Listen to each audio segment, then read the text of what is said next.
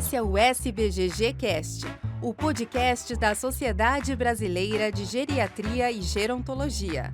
Por aqui você confere novidades, entrevistas e muito mais.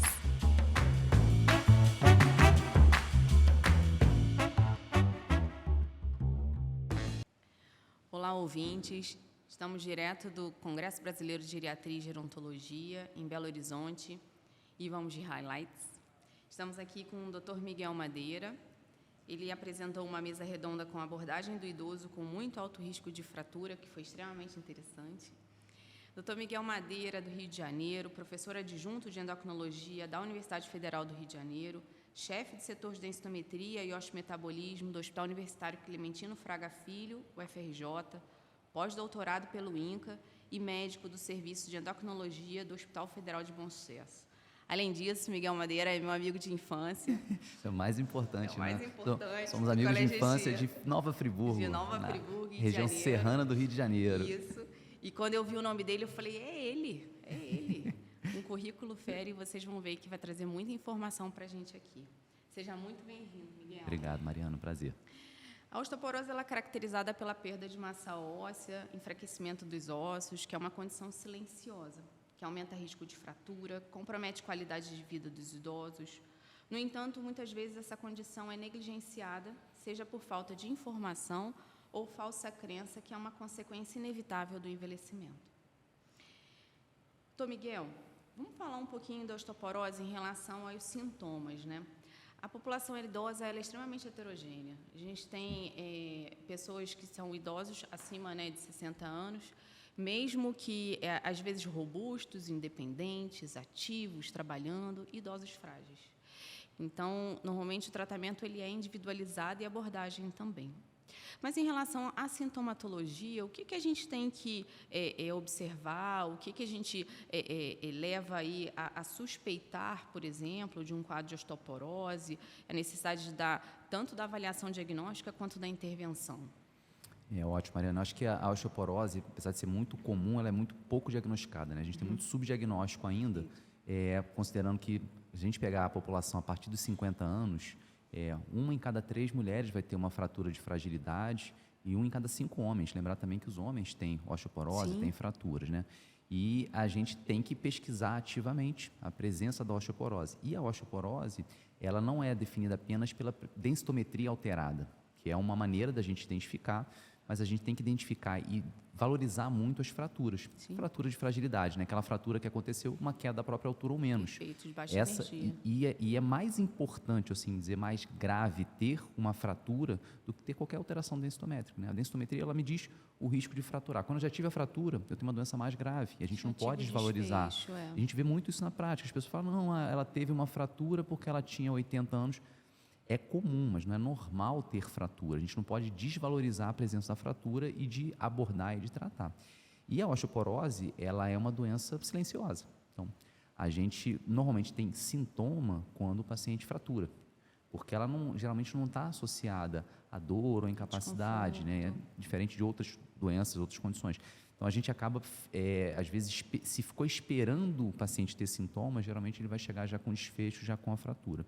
Então, a gente pesquisar ativamente, né, tanto história pessoal, história familiar, fazer a avaliação dos fatores de risco. Lembrar que praticamente todas as doenças crônicas são fatores de risco para a osteoporose, né? Tanto doenças endócrinas, renal, hepática, reumatológica, tudo faz o osso sofrer. E aí, ao fazer o osso sofrer, a gente aumenta o risco de ter osteoporose. Aumenta a fragilidade óssea. Fragilidade óssea e o risco maior de fratura. E na avaliação clínica, é importante a gente sempre questionar ativamente o paciente sobre fratura, sobre quedas, né? Quem cai mais tem mais risco de fraturar. E também a gente faz isso também de rotina nas avaliações, medir o paciente, né? É uma coisa simples de se fazer, para a gente ver se o paciente está tendo uma... As medidas antropométricas, né? Do ponto de vista de alteração na estatura. Ele está perdendo altura, muito provavelmente esse paciente pode ter uma fratura vertebral. E lembrar que fraturas, né, de úmero, de tíbia, fraturas de membros, elas têm sintoma, Mas uma fratura de vértebra, 2/3 das Passa fraturas desapercebido. são assintomáticas ou oligossintomáticas. Então, para eu dizer que o paciente não tem uma fratura vertebral, eu tenho que ter, inclusive, uma imagem dessa coluna para poder falar com certeza que ele de não coluna tem. lombosacra, Um raio-x de exatamente. coluna, exatamente, para avaliar e dizer realmente ele não tem fratura. E a medida da altura é muito importante para a gente, na avaliação sequencial, identificar que o paciente está perdendo a altura, provavelmente pode ter uma fratura Isso é ali. perfeito, né, Tom Miguel, em relação a histórico de uma fratura prévia, né? Em primeiro lugar, entender essa fratura, entender o mecanismo da queda, porque um trauma de baixa energia, né, que gera essa fratura por fragilidade, realmente leva a aumento da suspeição, mesmo com uma densitometria normal. E lembrar que uma fratura prévia, esse paciente aumenta, dobra aí nos 2 anos subsequentes, né, o risco de uma nova queda. Sim, sim. Né? E você falou muito bem. A questão é a fratura me define a osteoporose, a densitometria, mesmo que ela seja normal. Esse paciente tem total indicação de ser tratado. Perfeito. A densitometria vai me ajudar a acompanhar o tratamento do paciente. Isso passa muito desapercebido. Passa. A gente Então, costuma ver assim, isso. Fraturou, mas tem uma densitometria normal. Não me interessa. Ele tem indicação de ter abordagem terapêutica, um tratamento farmacológico, mesmo que a densitometria seja normal. Eu gostei muito da terminologia que a doutora Fânia usou, que ela fala de subabordagem e subtratamento. Então, assim, passa desapercebido esses casos, eu perco aí, na verdade, o momento de uma intervenção adequada e até acontece uma nova fratura, uma incapacidade, gera uma importante perda funcional, perda de autonomia desse paciente e desfechos ruins com queda de qualidade de vida. Né? Com certeza. A gente, aquele momento, o pós 12, 24 meses de fratura, é um momento muito crítico, porque o paciente, naquele momento, ele geralmente desenvolve, se for uma fratura importante, né, vértebra, fêmur, quadril, ele desenvolve um risco muito maior de fraturar de novo. Então, avaliar esse paciente no pós-fratura é mandatória. Ele tem um que a gente chama de risco iminente de fraturar. Quando ele tem mais de 10% de ter uma nova fratura nos próximos 24 meses. E esse paciente não pode deixar de ser abordado. E uma outra coisa muito importante que você fala em relação à avaliação do risco de queda, né? E aí, em relação a avaliar o risco desse paciente ter um novo evento, às vezes, assim, a gente fala dos fatores intrínsecos e extrínsecos da queda e, às vezes, abordagens importantes que devem ser feitas e que ajudam aí a prevenir novos episódios. Sim, né? e uma avaliação que você faz clínica, às vezes a gente fica tão preocupado com o exame de imagem, com o exame laboratorial, e está na sua cara ali que ele tem um fator muito importante, que é a queda, que vai aumentar esse risco dele ter uma Fator fratura. visual, fator auditivo, por exemplo, um antidepressivo, um antihipertensivo, que possa estar causando uma hipotensão postural. Sim. Né? A avaliação geriátrica ampla ajuda muito a avaliar com um possível fator aí. Bom, e seguindo, quando solicitar a densitometria óssea? Então, para diagnosticar, o exame que a gente faz é a densitometria óssea. Fala um pouquinho para a gente do exame e fala um pouquinho para a gente tanto de quando solicitar na mulher e no homem. É um exame simples, um exame que utiliza baixa radiação, é uma radiação semelhante à radiação de ambiente, então isso é bom até para o segmento, né, porque a gente faz a densitometria e geralmente a gente vai repetir a cada 1 a 2 anos, dependendo do risco do paciente. Essas são as recomendações atuais. É um exame rápido, geralmente dura em torno de 15, 20 minutos, e a gente faz a densitometria sempre da coluna e do fêmur. Perfeito. E em situações específicas a gente utiliza o rádio 33%, né, o rádio 33%. Ele é um sítio acessório que a gente usa quando eu não posso usar a coluna, quando eu não posso usar o fêmur, ou então quando o paciente excede a capacidade de peso da densitometria, ou os casos de hiperparatiroidismo, onde a gente deve fazer o rádio sempre. Mas o rádio é acessório, o que a gente tem que fazer sempre é coluna lombar e fêmur. Perfeito. E as indicações, pela idade, seria 65 anos para as mulheres, 70 anos para os homens. Perfeito. Mas, se eu tiver qualquer fator de risco, e como eu falei, doenças crônicas diversas são consideradas fator de risco, eu posso antecipar essa densitometria para 50 anos. Sim. Então, eu começo a fazer essa densitometria a partir dos 50 anos no fator de risco. Se não tiver nada, que não é o habitual, a gente estica para 65 ou 70, né? Então, é essa a ideia de avaliação e repetir a cada 1 a 2 anos as recomendações O que a atuais. gente vê, às vezes, é antecipar, né, nos pacientes, na verdade, que não tem necessidade dessa avaliação, mas é muito importante fazer o exame, porque a gente, como falou inicialmente, ele é assintomático, então você pode surpreender, no caso não tendo um evento de queda com fratura, você vai surpreender uma alteração de densidade óssea ali, tanto com osteopenia, osteoporose, e as intervenções necessárias a ofertar. E lembrar também, né, essa questão da avaliação da densitometria e, em algumas situações, a gente também utiliza, como você falou, as radiografias para ver se o paciente tem alguma alteração vertebral que possa até indicar um tratamento, né? Uma fratura vertebral, isso pode indicar um o tratamento. raio-x de coluna lombosacra. Isso, Que a gente é uma fratura morfométrica, né? Que é uma fratura assintomática ou morfométrica, é. pode ser tanto na coluna dorsal quanto na coluna lombar. Identificou, esse paciente deve ser tratado. Isso é tão interessante. Às vezes eu pego muito no consultório geriatria preventiva, uma pessoa que chega e, na verdade, quer fazer avaliação, acompanhar, né? Enfim. E aí chega e diz de um desfecho de uma queda caiu sentada no chão, assim, quedas simples, né? E quando você faz um raio-x com a lombosacra, você surpreende. Exatamente. Né? Você e aí ali identifica você, mas qual momento foi isso, né? Enfim, mesmo com a densitometria, a gente está autorizado a tratar. Sim, com né? certeza. Enfim. O desfecho, a densitometria marca o risco de ter o desfecho, a fratura aconteceu, os pacientes é totalmente indicado tratar. Independente, ativa, jovem, merece tratamento, Sim. enfim. Bom, e aí vamos para a estratificação de risco, algo bem importante. Importantíssimo. Isso muda tratamento, isso muda estratégia de tratamento, e a gente tem ferramentas para estratificar o paciente, né? Paciente, por exemplo, com alto ou muito alto risco, a gente vai ter estratégias diferentes. E como que a gente faria essa estratificação de risco? Se você puder falar das ferramentas que a gente tem. A gente, acho que nos últimos 5, 6 anos, a gente vem ganhando essa ideia de estratificar o risco do paciente, né? Diversas diretrizes, sociedades, porque até 2018, 2017, a gente era todo mundo, não, o paciente teve uma fratura, o paciente tem osteoporose densitométrica, esse paciente vai tratar, e você meio que ficava, todo mundo com primeira linha de tratamento. Hoje não, hoje a gente deve olhar o paciente, ele tem indicação de ser tratado e estratificar o risco dele. Porque se for um paciente de muito alto risco, esse paciente preferencialmente deve ser uma terapia osteoanabólica, formadora óssea. E as definições de muito alto risco, elas variam um pouquinho de uma sociedade para outra, mas de maneira geral, o paciente que teve uma fratura de fêmur ou de coluna nos últimos 24 meses, ele já é muito alto risco, a gente falou, risco iminente de fraturar. Paciente com fraturas múltiplas, mesmo que sejam fraturas mais antigas, esse paciente também é muito alto risco. Paciente que fraturou em vigência de tratamento, usuário de corticoide que fraturou, paciente que tem uma massa óssea muito ruim na densitometria, um T-score abaixo de -3, com outros fatores de risco. Tem o score de risco FRAX, né, que a gente tem o FRAX 2.0 agora aqui no Brasil.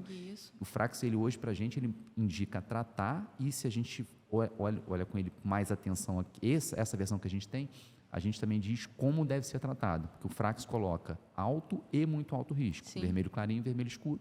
Então, se caiu no muito alto risco no FRAX, esse paciente também deve preferencialmente utilizar a terapia osteoanabólica. Então, a gente hoje não só indica tratar, mas diz assim, esse paciente deve preferencialmente ser tratado com essa medicação ou essa medicação. Ou seja, eu estratifico o risco e eu ainda ajudo a seguir uma linha de tratamento mais correta naquele paciente. Exatamente. Né? E o que a gente fala em relação à sequência, né? Aquele paciente de muito alto risco é um paciente que tem, como o próprio nome diz, muito alto risco de fraturar.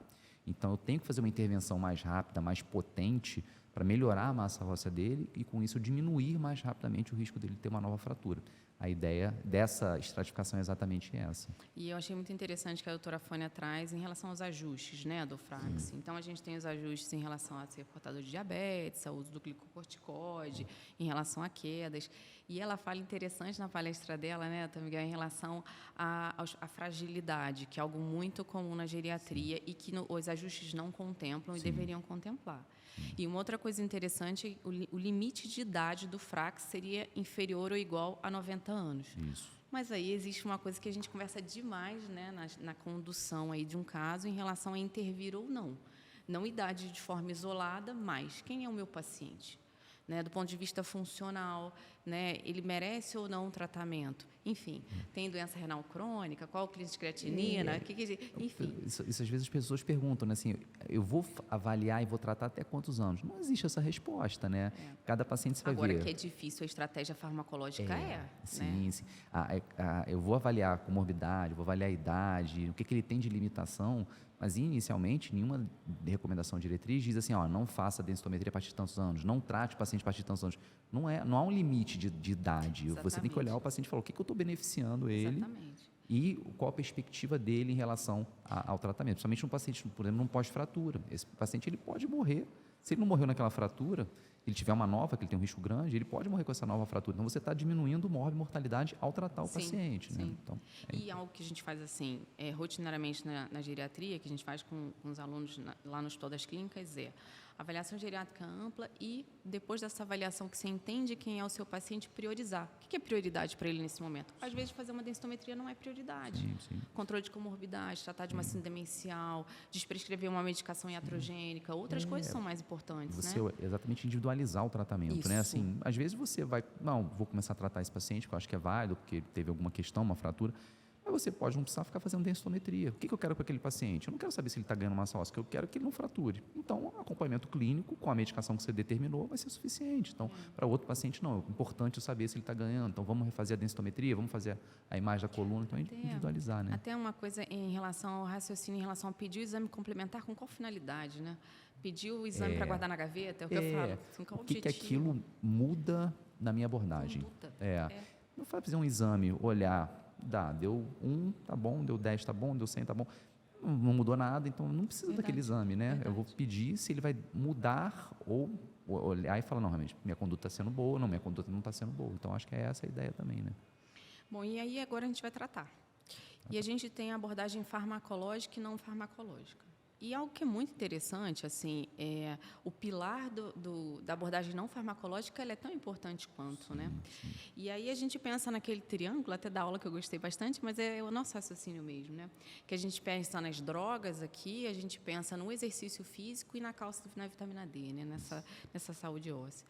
E aí eu queria que você falasse um pouco para a gente. Primeiro, em relação à abordagem não farmacológica, né? Algo que eu faço muito na minha prática diária é os pacientes que usam carbonato de cálcio que tem disponível na rede, tem muita obstipação, o idoso já tem constipação intestinal, né, de forma crônica, e o inventário nutricional. Às vezes você pode fazer, né, o consumo de cálcio pela dieta e suplementa só vitamina D, Exato. enfim. E aí eu queria que você falasse um pouquinho sobre isso, essa abordagem não farmacológica é importante quanto a todos os aspectos aí. Eu gosto e tem um conceito, né, que todas as medicações aprovadas para tratar a osteoporose, todos os estudos de aprovação, eles foram com adequação de cálcio e vitamina D e medidas comportamentais. Então, por melhor que seja o remédio, se eu não fizer essa base, eu estou diminuindo a eficácia da medicação. Sim. Então, assim, quando eu digo que o remédio diminuiu 30% o risco de uma fratura, não é o remédio sozinho, o remédio, as medidas comportamentais, o cálcio e a vitamina D, é todo mundo junto. Então, eu não posso esquecer de medidas não farmacológicas e focar só no remédio. Por melhor que o remédio seja, ele não vai fazer o efeito pleno. Inclusive, né? todos os organogramas que você vai ver das sociedades de referência, ele tem todo o organograma em relação às estratégias, né, dos pacientes e sempre vem do lado de suplementação de cálcio e vitamina D, ou seja, sempre vai estar acompanhado. É pilar, né? de Tá lado a tratamento, lado, né? isso aí. E tentar, você falou, né? A gente tem que ver a questão do inventário alimentar, né? O questionário nutricional, paciente, e às vezes até incentivar. O paciente consegue atingir uma boa ingestão de cálcio pela dieta, maravilha, é a recomendação inicial. Não consegue por algum motivo, a gente pensa na suplementação para completar o que está faltando. Eu não tenho que fazer suplemento sempre, nem tem uma dose fixa. Eu posso ter paciente que vai precisar, paciente que não vai precisar, paciente que vai precisar um pouquinho. Então, talvez você use o calcitrato malato, que é excelente absorvido. Você pode ver questão de comorbidades. Esse paciente usa inibidor de bomba, já teve história de cálculo renal, e você vai identificando a necessidade do suplemento e qual o melhor suplemento. E primeiro, se ele é necessário, né? Se o paciente atingiu bem ou ele consegue atingir pela dieta, é o que deve ser feito. A vitamina D, a gente geralmente tem a possibilidade de fazer a dosagem como um marcador, né? E a gente vai fazer a suplementação de acordo com essa necessidade. Então, esse pilar é fundamental, exercícios resistidos, equilíbrio. Você está dando um suporte para o paciente para que, quando ele precisar de tratamento medicamentoso, ele tenha a melhor eficácia daquele tratamento. Eu vi uma aula sua que eu gostei muito e eu acho que até foi uma aula anterior a que você deu, mas era na mesma pauta. E aí a gente tinha um mapa do mundo em relação à intolerância à lactose e como ela é prevalente. Sim. E o paciente idoso tem realmente, por exemplo, mais tensão abdominal, mais flatulência em relação a esse consumo. E às vezes você troca aí para o isento lactose, como isso é importante, né, em relação E a gente estimular os laticínios, né, porque o suplemento de cálcio, ele é cálcio. O laticínio não, ele está fornecendo, os pacientes têm muito, né, vem muito déficit proteico. Sim. E Ele é uma falta fonte de proteína. Proteína É. é importante, proteína ajuda a construir músculo, ajuda a construir osso. Então, se eu tenho déficit de proteína, que eu consigo abordar com o laticínio, não consigo com suplemento, eu estou melhorando a saúde osteomuscular do paciente também. E uma coisa que eu faço na prática também no receituário, assim, quando você coloca, por exemplo, o medicamento que você vai tratar a osteoporose, que o Miguel vai contemplar em breve, coloque ali a necessidade da ingesta de cálcio diária. Isso. E aí, Eu coloco. come uma fatia grossa de queijo, 2 copos de coloco. leite. Tipo, não é um pingado, aqui tem Não, um pingado. exatamente. Né? Porque o pingado não eu vai coloco valer. também, eu boto na receita ali, tem o remédio, vitamina D, e aqui embaixo, ingerir tantos copos de leite ou iogurte, não sei o quê. É parte do tratamento, tem que estar na receita. A partir do momento que você escreve, se torna Sim, né, tem que lei estar ali, documentado, o enfim. paciente, para ele poder até consultar o que foi combinado de ingestão, né? Isso é importante. E o exercício físico sendo fundamental aí, o exercício como a musculação, até para... Para a parte óssea, a gente sabe que o exercício de peso, de resistência, ele é mais efetivo. O aeróbico é importante para a parte cardiovascular, mas esses exercícios são fundamentais também para a questão de equilíbrio, fortalecimento muscular e diminuir também o risco de queda. Perfeito. E em relação à abordagem farmacológica, fala um pouquinho. A gente tem uma grande parcela da população que tem recurso financeiro mais escasso, precisa tratar, e a gente tem que pensar, às vezes, na rede. Você trabalha na rede pública, eu também, e às vezes a gente sofre em relação a ficar sem arsenal terapêutico para o paciente. Fez 5 anos de bifosfonado oral, faz mais 5, que a gente fica mais assim, ou seja, vai para onde, né? E a gente tem agora outras opções, né? Fala para a gente, por favor. Então, a primeira questão que a gente sempre levanta existe o excelente, o ótimo, mas existe o bom. Então, primeira questão, tem indicação de tratar? Trata. Eu queria fazer outra coisa, mas porque diversas razões eu não consigo. Não deixa de tratar. Eu queria usar um anabólico, mas eu não consigo, é caro, o paciente não pode, não tem critério de acesso. Então, vamos fazer um antirreabsortivo. Não deixa de tratar, esse é o primeiro conceito. Então, a gente precisa realmente tratar sempre esse paciente. E aí, a gente teve um ganho em relação a acesso recentemente, né? O PCDT da osteoporose está sendo, agora, dá uma diligência, assim, diretrizes para a gente em relação ao tratamento. A gente começa a ter possibilidade de usar osteoanabólico em algumas situações pontuais, pacientes de muito alto risco, falha ao tratamento. Que é o romosozumab. O romosozumab, exatamente. E a gente tem possibilidade agora também de utilizar o bisfosfonato venoso, o ácido soledrônico nos pacientes com intolerância gastrointestinal. Sim. Então, a gente evoluiu, né? Essa melhora. Logicamente, tem muita coisa para a gente melhorar ainda, mas a gente evoluiu no acesso. E lembrando que o PCDT ele vai indicar tanto para o paciente do público quanto para o paciente da saúde suplementar. Sim. Os critérios usados ali embasam tanto para fornecimento pelo sistema público quanto pelo sistema suplementar. E essa via seria a via de você solicitar, né, pelo protocolo, fazendo a LME, né, justificando ali a prescrição do medicamento. No momento, no que a gente tem em relação falando de terapia anabólica, né, o romosozumab, a gente tem indicação para fazer na saúde suplementar nesse momento, mulheres a partir de 50 anos, no público mulheres a partir de 70, mas vai puxar para 50 em breve, e que tenham utilizado bisfosfonato e que tenham tido 2 ou mais fraturas. Então, esse é o paciente que recebe por LME ou por receita mesmo, e o plano de saúde tem que fornecer. Isso já é maravilhoso, né? Sim, é uma evolução muito grande. A gente antes só tinha bisfosfonato oral, hoje a gente consegue ter venoso, a gente consegue ter o osteoanabólico. Logicamente, tem coisas para a gente melhorar, mas a gente já tem uma perspectiva bem melhor de tratamento. Lembrando, importante, quando você vai prescrever um bisfosfonato oral, sempre orientar a posologia correta do medicamento. Isso evita muito, os consensos falam em relação à adesão, a reduzir o efeito colateral e o abandono terapêutico. E perguntar umas 20 vezes na consulta se está usando direito. Está usando direito. Então, e assim, me conta como é que você está usando. Porque, de manhã, em jejum, com um copo d'água, permanecer em pé ou sentada. Sim, é a medicação mais usada, é a medicação com custo melhor. Então, a gente pensa realmente que muitos pacientes vão estar utilizando ela, mas tem que usar.